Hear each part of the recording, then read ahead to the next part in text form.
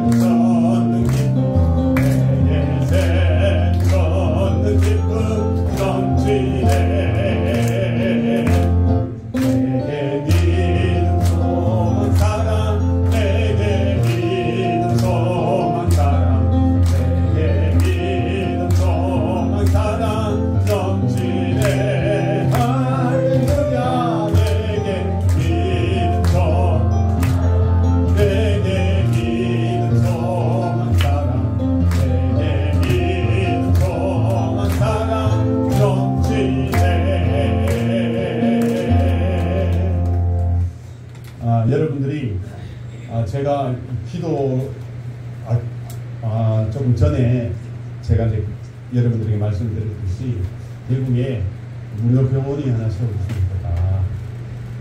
외국인 노동자들이 굉장히 많아지고 그분들은 의료팀을 못 보기 때문에 여러분들 꼭 기도해 주세요. 여러분들이 들어가면 그 일을 감당할 수 있습니다. 다음 시간에 또 계속해서 말씀을 드리니까 여러분들 꼭 기도해 주시고 우리가 예배 드릴 때마다 그런 간절한 소원을 담아서 하나님 앞에 기도하는 시간을 가지면 좋겠습니다. 오늘 공군기지교회에 함께 예배 드리는데 우리 교회 성도들이 또 우리를 기억하고 여러분과 함께 합니다. 하나님의 영이 우리하고 함께 하시고 우리 안에 하나님의 영이 오늘 임하시고 또 그 하나님과 하나 되는 귀한 시간이 될 줄로 믿습니다. 하나님은 영이시니 시작. 하나님은 영이시니 예배하는 자가 영과 진리로 예배하였습니다. 한 번 더. 하나님은 영이시니 예배하는 자가 영과 진리로 예배하였습니다. 아멘.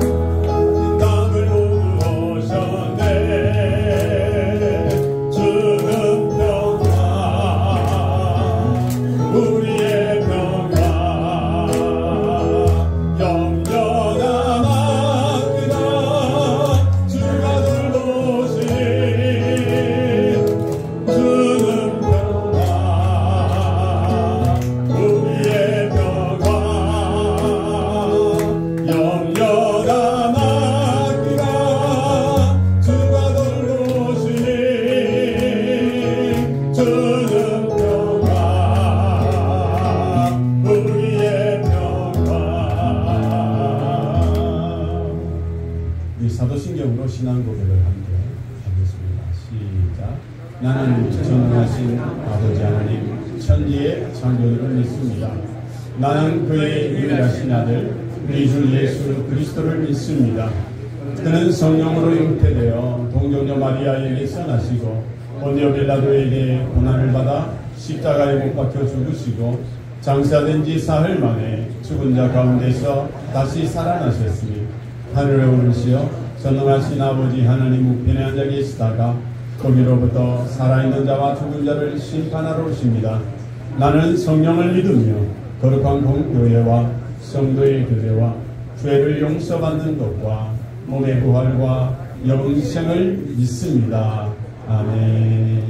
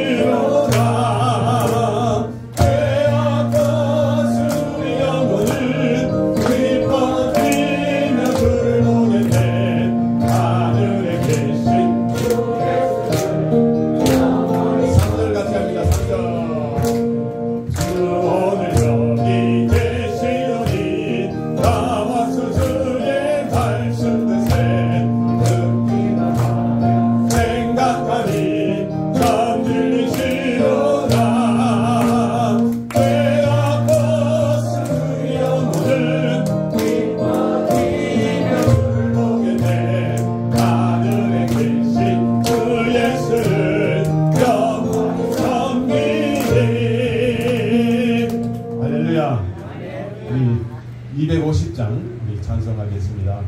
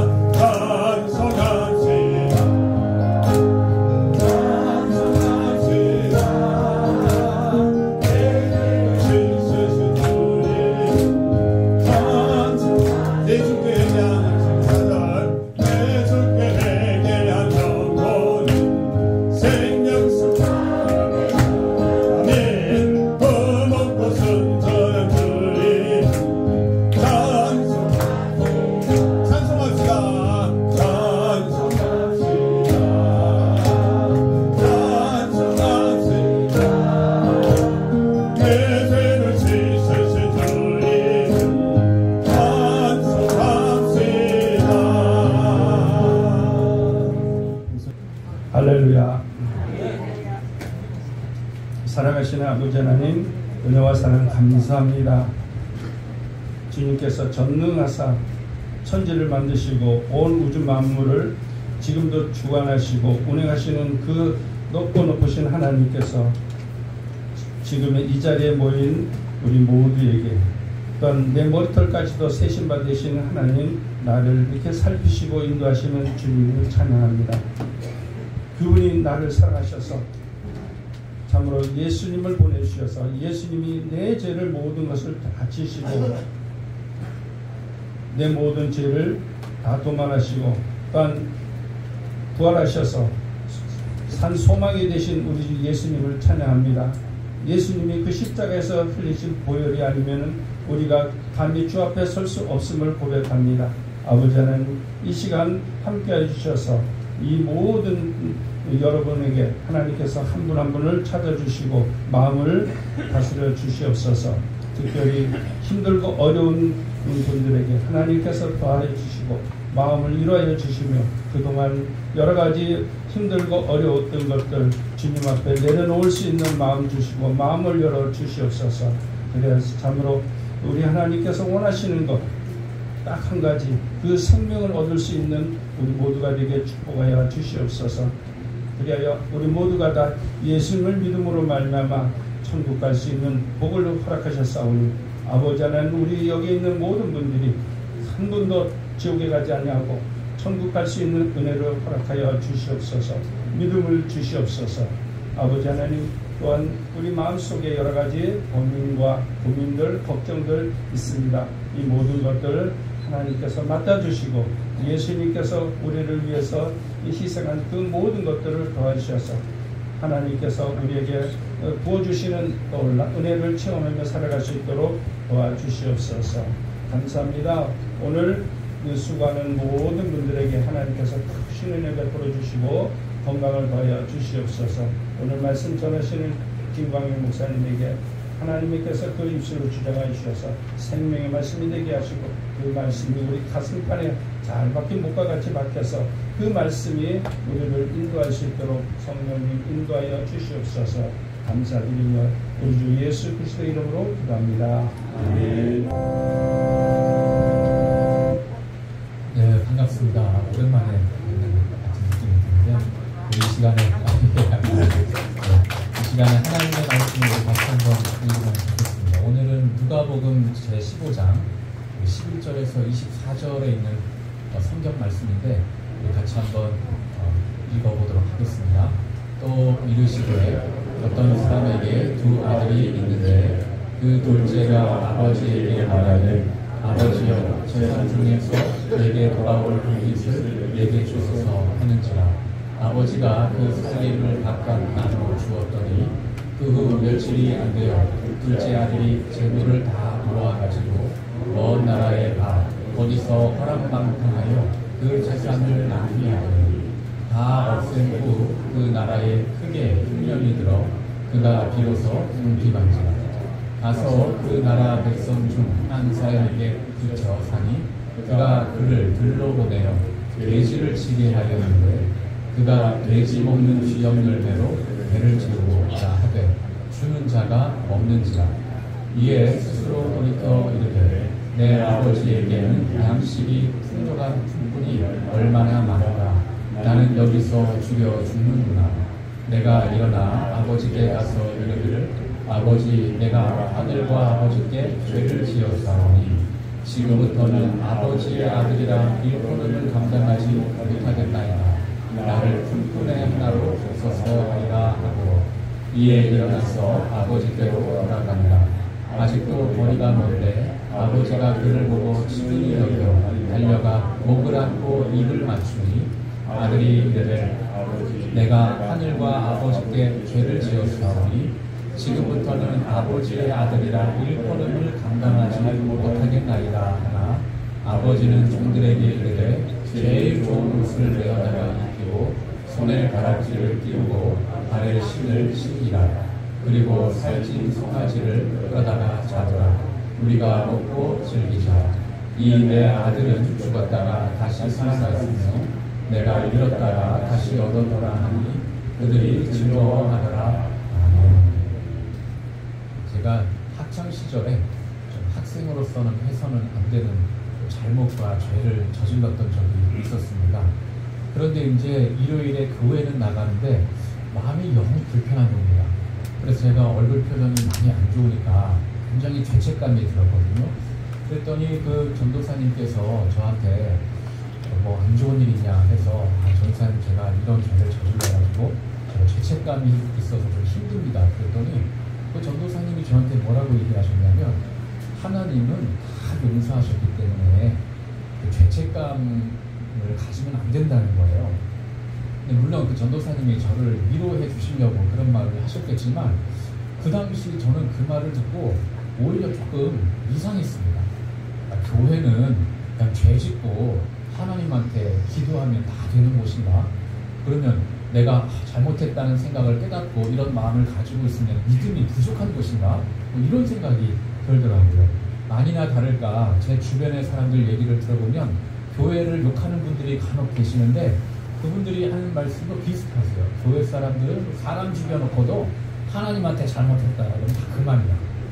그리고 뭐 하나님이 다 용서해 주시니까 아무렇지 않은 척하는 게 마치 믿음이 좋은 것처럼 그렇게 착각하는 경우가 좀 있는 것 같아요. 그래서 오늘 우리가 그 얘기를 좀 해보고 싶은데 교회가 용서를 강조하다 보니까 생긴 오해가 하나 있습니다. 이게 뭐냐면 죄책감을 가질 필요가 없다는 말씀이에요. 근데 사실 이 말씀은 틀렸어요. 죄책감은 가져야 합니다. 왜냐하면 죄책감이라는 것은 죄를 깨닫고 그것을 돌이키고 책임지는 사람의 감정이에요. 성경은 우리에게 회개하라고 하죠. 사람이 회개하려고 하려면 어떻게 해야 됩니까? 내가 죄를 지은 것을 깨달아야 되겠죠. 그리고 하나님 앞에 가서 잘못했다고 용서를 구하려면 뭐가 있어야 됩니까? 사람 마음에 죄책감이 있어야 됩니다. 저는 제가 이렇게 웬만하면 사람을 별로 이렇게 안 미워하는데 좀 부담스러운 사람들이 자기가 죄를 저질러 놓고 그게 잘못인지 모르는 사람들을 볼 때 좀 힘들더라고요. 여러분 사람이 회개를 하려면요 우선 자기 죄를 깨달아야 돼요. 여러분 주변인 중에 잘못해놓고도 내가 뭘 잘못했어? 나 잘못한 게 없어 하는 사람은 죽어도 회개를 할 수가 없습니다. 그러면 성경에서 우리에게 회개해라 하는 것은 뭘 말하는 겁니까? 죄책감을 가지고 내 죄가 무엇인지를 다르게 알아서 그것을 하나님 앞에 간절하게 회개하는 사람이 하나님이 원하시는 사람이라는 거죠. 그러니까 죄책감을 우리는 가져야 되는 겁니다. 오히려 하나님 안 믿는 사람보다 아주 더 강한 죄책감을 가지고 남들은 괜찮은 것도 우리는 더 하나님 앞에 용서를 구하고 잘못했다고 회개해야 우리는 하나님이 원하시는 삶을 살 수 있어요. 그러면 교회에서 버리라고 하는 그 죄책감은 도대체 뭔가? 교회에서 버리라고 하는 죄책감은 우리나라 말로 수치심을 말하는 겁니다. 수치심.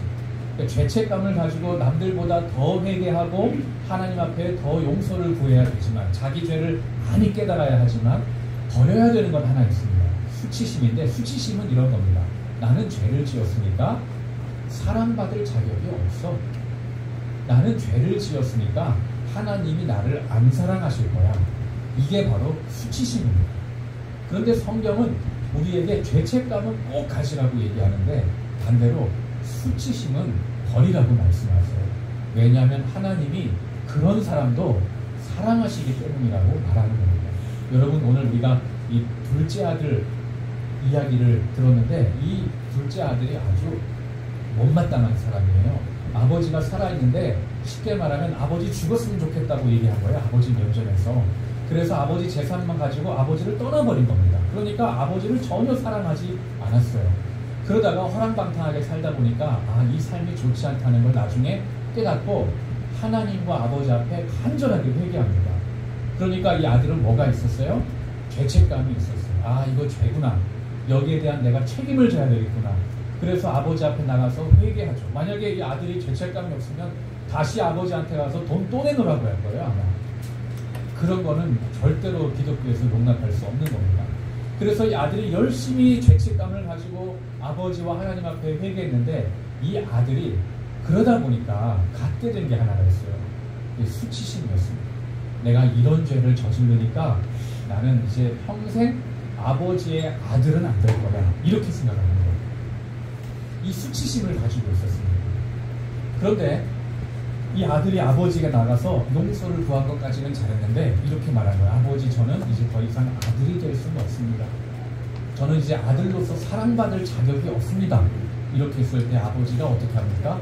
금가락지를 띄워주고 잔치를 벌이면서 내 아들이 돌아왔다 이렇게 말씀하십니다.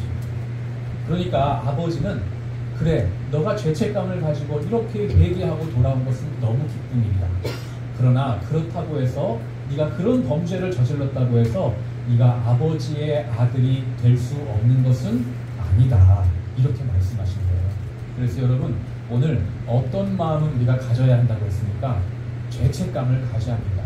그러니까 여러분, 교회 다니고 하나님 믿을수록 내가 뭘 잘못했는지를 곱씹어보고 생각하고 또 하나님 앞에 회개하고 잘못한 것을 용서를 구하는 삶을 우리는 반드시 사셔야 합니다.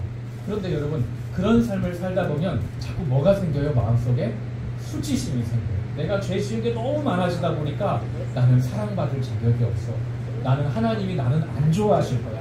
저 옆에 선하게 사는 양반은 좋아해도 천국 갈 때 나는 모른다고 하실 거야. 이런 생각이 든단 말이죠. 근데 그때 하나님이 말씀하시는 거예요. 너도 사랑받을 자격이 있다. 너도 여전히 나의 자녀가 될 수 있다. 그러니 그런 수치심은 버려라. 이렇게 말씀하시죠. 그러니 여러분, 우리가 이것만 기억하시면 좋겠어요. 아, 교회는 죄책감은 가지고 뭘 버리는 겁니까? 수치심은 버리는 것이다. 이것이 교회밖에 없습니다. 이것이 은혜입니다. 예수님께서 우리가 예수님하고 원수가 되었을 때 우리를 사랑하셔서 먼저 다가오셨다는 거예요.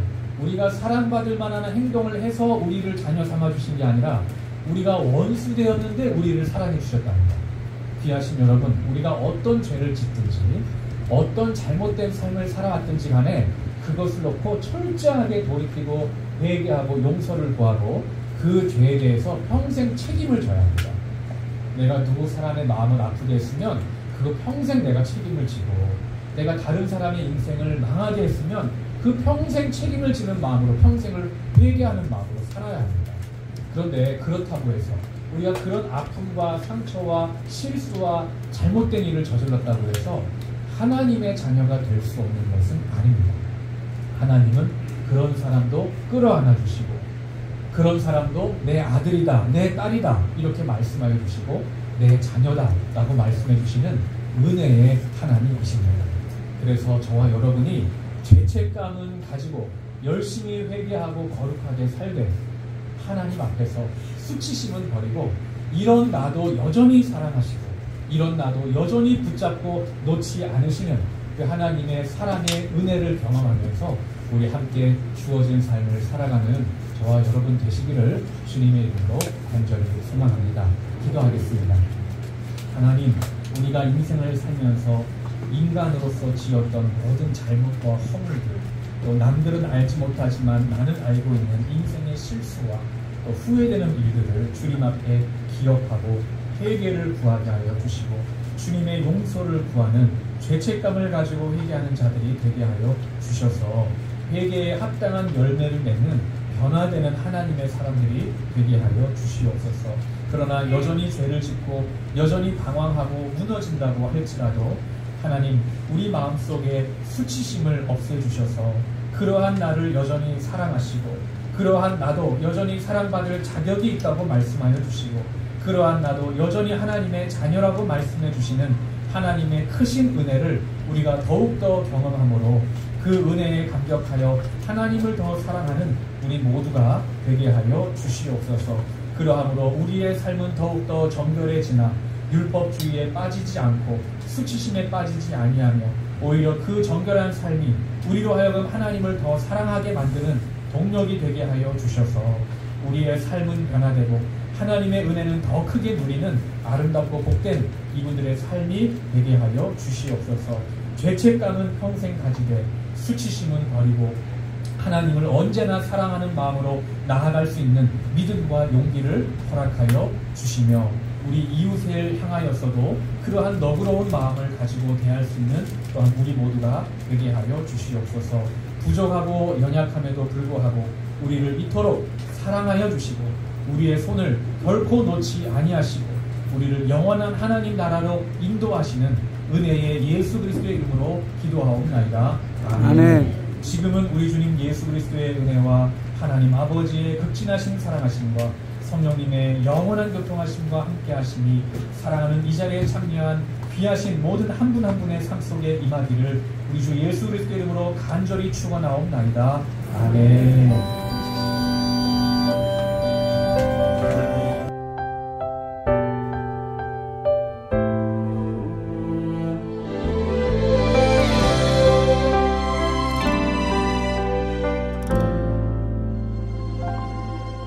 내가 누려왔던 모든 것들이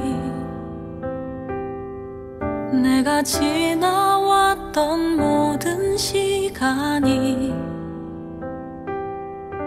내가 걸어왔던 모든 순간이 당연한 것 아니라 은혜였어.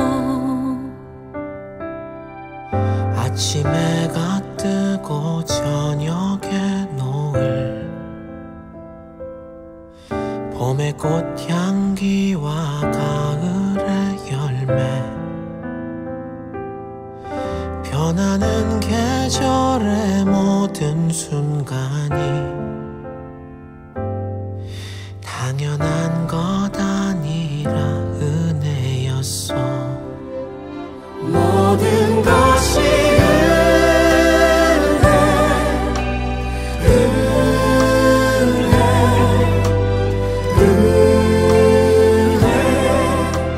한없는 은혜 내 삶에 당연한 것 하나도 없었던 것을 모든 것이 은혜